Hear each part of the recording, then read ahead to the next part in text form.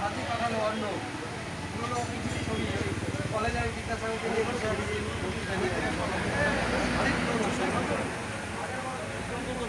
রক্তদান জীবনদান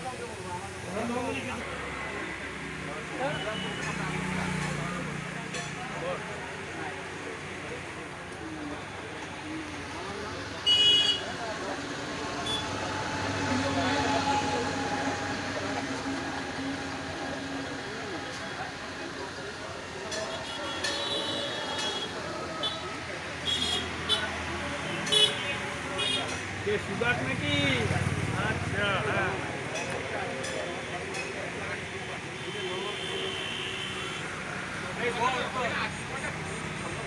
এক মিনিট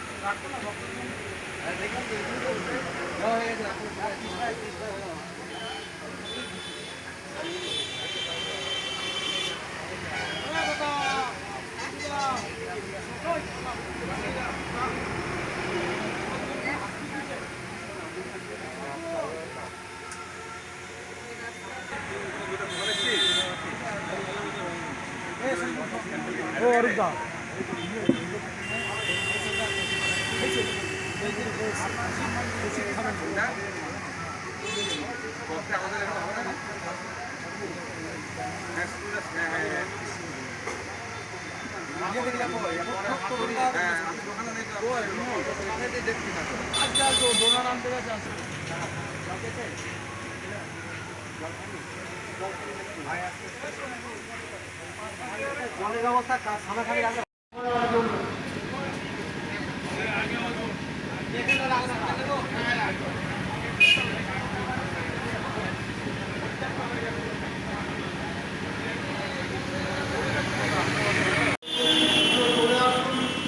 আমাদের রক্তদানের কর্মসূচি চলছে রক্তদান জীবনদান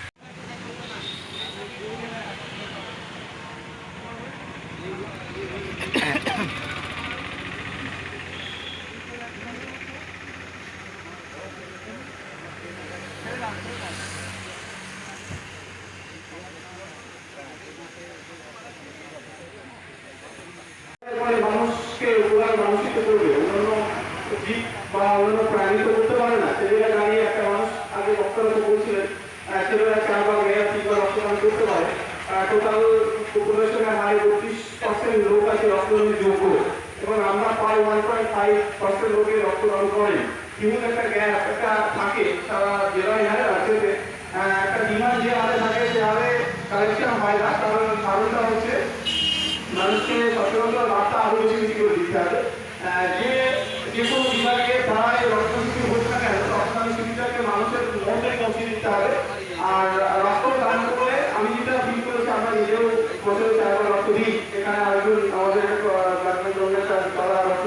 উনিও 4 বার আমাদের কাছে 100 বারের উপরে রক্তদান করেছে। এটাও ভালো বার্তা। নতুন প্রজন্মের যে সদস্য তাদেরকে উৎসাহিত করতে হবে রক্তদানের ক্ষেত্রে, তাহলে কিন্তু এই বড় যে সমস্যা আমরা তাদেরকে মেটাতে পারবো। আর একটা সত্যি কথা কি বলতো, যে আমাদের থ্যালাসেমিয়া বেড়ে গেছে আজ থেকে 20 বছর আগে অত ছিল না, কিন্তু তখন ব্লাড ডোনেশনের নিয়ম করার এখন যেমন অনেক পার্থক্য আছে।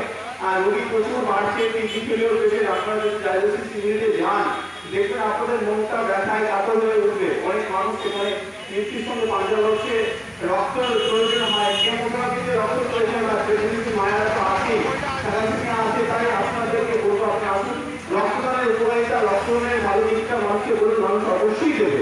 কেন দেবে না? একটা রক্তদান করলে মানুষের বিভিন্ন ধরনের রোগের হাত থেকে বেঁচে যায়, যেটা আমরা আগে এতভাবে মানে রিসার্চ ভাবে আমরা আলোকপাত করতে পারিনি। এখন কিন্তু আমরা পারি, কারণ ওই গাইডলাইনগুলো সব আমাদের কাছে চলে এসেছে। একদম সারা ভারতবর্ষে একই গাইডলাইন। আজকে আমরা এখানে যেভাবে দাঁড়িয়েছি সারা ভারতবর্ষে কিন্তু একইভাবে নেওয়া হয়।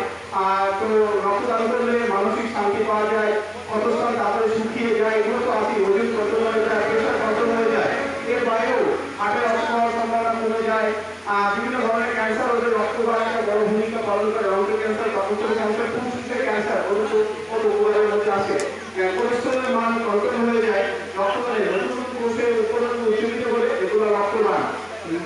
এই যে পাস্টেশন যেটা আছে সেটা যদি কি হয় রক্তদানের মধ্য দিয়ে কি বলবো আপনাদেরকে ওভারঅল দিক থেকে যদি আমরা বিচার করি এর বিকল্প ভালো কাজ আমার মনে হয় আমার দৃষ্টিকোণ থেকে নেই। সমাজসেবা তো আছেই, সমাজসেবা অনেক গ্রুপ আছে, রক্তদান কি সবার উপরে। আপনাদেরকে কিন্তু রক্তদান থেকে মানুষের মধ্যে বোঝাতে হবে রক্তদানের গুরুত্বের কথা। এছাড়াও এইচআইভি হেপাটাইটিস বি সি পরীক্ষা হয়ে যায় রক্তদানের মধ্যে দিয়ে। তাহলে একটা মানুষের কত বড় হয়। আগে আমরা জানতাম রক্তদান একটা মানুষের জীবন বাঁচে, এখন কিন্তু আমরা জানছি বিভিন্ন রোগের হাত থেকে যিনি রক্তদান তিনি উপকৃত হন। এছাড়াও যেটা বড় বিষয় এইচআইভি হেপাটাইটিস বি কিন্তু পরীক্ষা হয়ে যায়, এগুলো কিন্তু বাইরে গেলে একটা খরচ সাপেক্ষ। এছাড়াও আমরা কোনো পজিটিভ কেস পেলে তাদেরকে কিন্তু আমরা কাউন্সিলিং করে জীবনের মূল স্রোতে ফিরিয়ে দিই।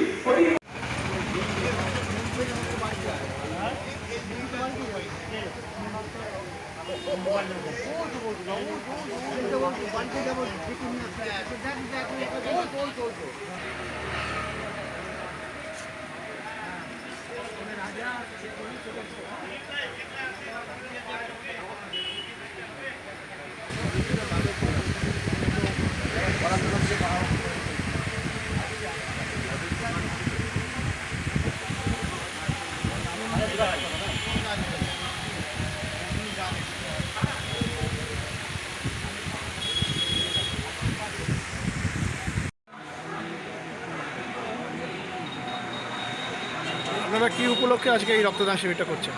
আপনারা জানেন যে 1998 সালে তৎকালীন ডিওয়াইএফআইয়ের সদস্য যুবকর্মী কমরেড স্বপন দে বন্যাত্র মানুষের জন্য ত্রাণ চাইতে গিয়ে তৃণমূল কংগ্রেসের ঘাতক বাহিনীর হাতে নৃশংসভাবে হত্যা করে দেয়।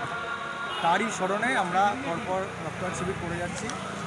এটা আমাদের 26তম বর্ষ।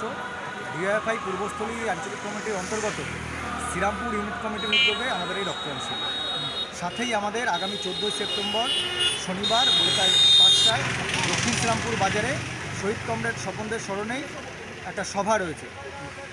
কোন ব্লাড ব্যাংকে রক্ত সংগ্রহ করছেন? আমাদের পার্শ্ববর্তী জেলা নদিয়ার যে নবদ্বীপ রয়েছে শহর, সেই নবদ্বীপ হচ্ছে হাসপাতালের ব্লাড ব্যাংক হচ্ছে রক্ত সংগ্রহ। কতজন রক্ত দেবে বলে আশা করা আছে? আমরা আবেদন করেছিলাম 60, আমরা আশা করছি 60+ হয়ে। আপনার নাম? আমার নাম অরূপ দে, ডিওয়াইএফআই পূর্বস্থলী আঞ্চলিক কমিটির সম্পাদক।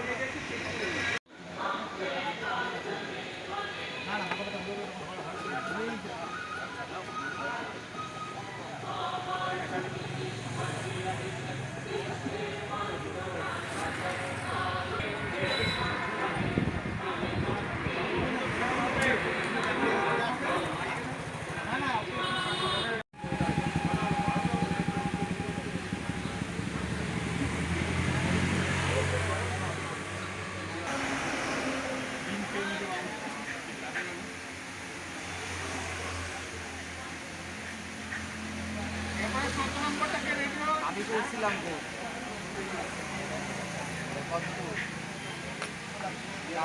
আমার ফোন করছি